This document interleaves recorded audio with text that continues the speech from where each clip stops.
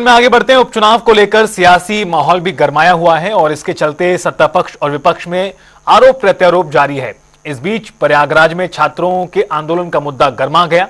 इस मामले में कई दिग्गज नेताओं की प्रतिक्रियाएं सामने आई हैं, जिसे लेकर जनता टीवी ने कैबिनेट मंत्री ओम प्रकाश राजभर से खास बातचीत की। देखी। प्रयागराज में छात्र एक बार फिर धरने पर हैं और इस मामले पर डिप्टी सीएम केशव प्रसाद मौर्य ने कहा है कि अधिकारी छात्रों की बात सुने, उनके साथ बैठकर वार्ता करें। फिलहाल कल रात में यह भी कहा गया कि उन पर छात्रों पर लाठीचार्ज भी किया गया। हमारे साथ प्रदेश के मंत्री ओम प्रकाश राजभर जी हैं। सर, बड़ा मुद्दा फिर एक बार छात्रों का चर्चाओं में है। देखिए, जो अभ्यर्थी आंदोलन कर रहे हैं, हम अभ्यर्थियों के साथ हैं उनकी समस्या को लेके, लेकिन उस आंदोलन में समाजवादी पार्टी प्री प्लानिंग मुखर होके आगे आंदोलन का रूप दे रही है। जिला मुख्यालय पर स्थल बना हुआ है अपनी बात वहां इकट्ठा होकर कहने के लिए। बिना परमिशन कर अगर आप सड़क पर जाम करेंगे सड़क, तो पुलिस का काम क्या है? लॉ एंड ऑर्डर को कंट्रोल करना। लेकिन ये समाजवादी पार्टी के लोग जब कोई आंदोलन शुरू होता है तो कट से ही सब अपना सापा वापा लेके आगे पहुंच जाते हैं और उनको उस्का करके और कानून अपने हाथ में लेने का काम करते हैं।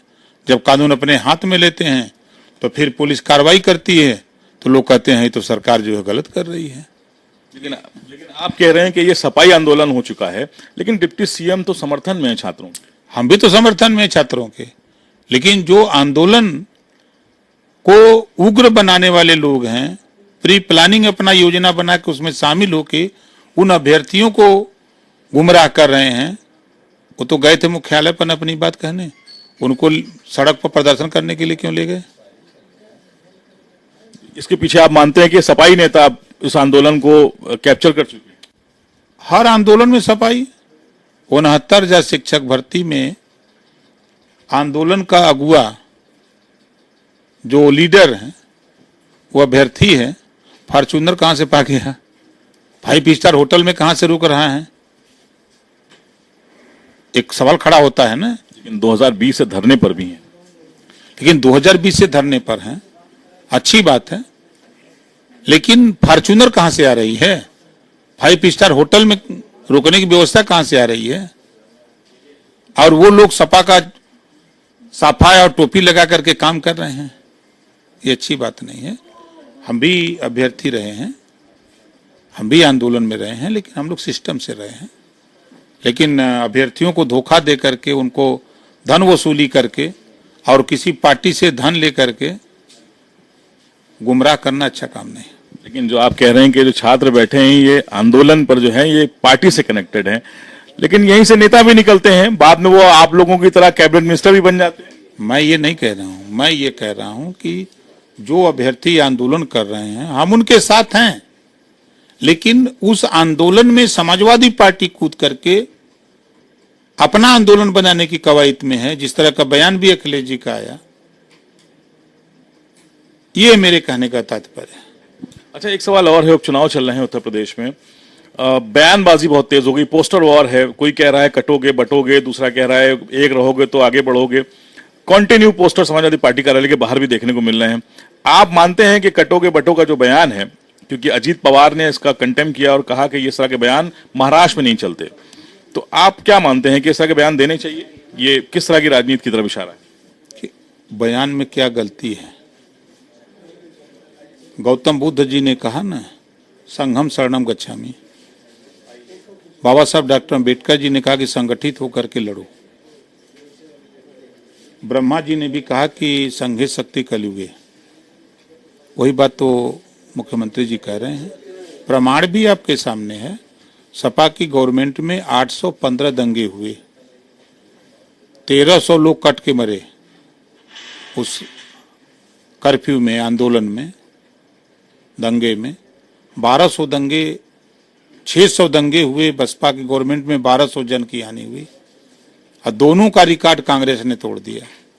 तो योगी जी क्या बुरा कह रहे हैं कि संगठित होकर के रहो, एकजुट रहो, आपस में मत लड़ो। ये बुरी बात है। सहयोगी दल के अजीत पवार कह रहे हैं कि ऐसा के बयान नहीं देने चाहिए और महाराष्ट्र में ऐसा के बयान काम नहीं करते।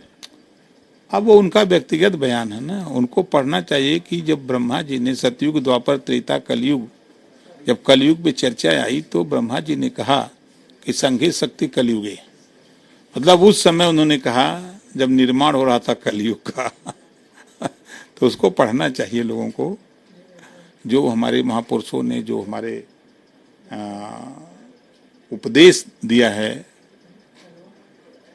लेकिन इसी पर तो सवाल खड़े किए हैं कांग्रेस के राष्ट्रीय अध्यक्ष खड़गे जी ने, कहा है कि ये जो भाषा शैली है ये किसी संत की नहीं हो सकती। भगवा रंग पर भी उन्होंने सवाल खड़े किए। देखिए, आप ये समझ लीजिए कि कांग्रेस पार्टी या समाजवादी पार्टी या बहुजन समाज पार्टी के नेता कभी रोहिणी आयोग पर चर्चा कर रहे हैं? अगर कोई नेता उनका मिल जाए तो उनसे पूछे कि रोहिणी आयोग पर आप लोग क्यों नहीं बोलते हो? सामाजिक न्याय समिति की रिपोर्ट तैयार है, उसको क्यों नहीं उस पर आप बोलते हो? इसका सवाल उनसे करिए। जब देश में वन नेशन वन इलेक्शन की तैयारी हो गई, one nation one ration card की तैयारी हो गई, तो वन नेशन वन एजुकेशन पे क्यों नहीं बोलते? एक आखिरी सवाल है, कल यहाँ पर लखनऊ में देवकी नंदन महाराज थे, उन्होंने कहा है कि सनातन बोर्ड बनाने की मांग करेंगे और धर्म संसद बुलाएंगे वो। तो उनका काम है, अपना करें। सब लोग अपना अपना राग अलाप रहे हैं, हम भी अपना राग अलाप रहे हैं। हम तो राजभर रेजिमेंट की बात करते हैं कि राजभर रेजिमेंट बने, जैसे Sikh regiment, Jat regiment, Rajput regiment बना है, वैसे ही हर जाति का रेजिमेंट बन जाए चाँप के। तो अगर सनातन बोर्ड बनेगा तो क्या लोग अपनी संपत्तियां दान करेंगे? आप मानते हैं इस बात? अब वो बनेगा तो फिर देखा जाएगा। तो बात की बात है ना, अभी वो अपना विचार कह रहे हैं ना, मांग कर रहे हैं, कह रहे हैं ऐसा होना चाहिए। आप समर्थन में के खिलाफ? हम भी तो मांगे कर रहे हैं कि जब Sikh regiment, Jat regiment, Rajput regiment बन सकता है देश में, तो फिर और जातियों का रेजिमेंट क्यों नहीं? हम तो राजभर रेजिमेंट की बात कर रहे हैं। बहुत शुक्रिया हमसे बात करने के लिए। ओम प्रकाश राजभर जी हैं, कैबिनेट मंत्री हैं, बेबाकी से जवाब देते हैं। फिलहाल जो प्रयागराज में छात्र आंदोलित हैं, इनका कहना है कि ये फिलहाल समाजवादी पार्टी से बैक किए जा रहे हैं, उनको समर्थन है और समाजवादी के नेता ही उस पूरे आंदोलन में शामिल है। कैमरा पर्सन रियाज के साथ तौखर किदवई, जनता टीवी लखनऊ।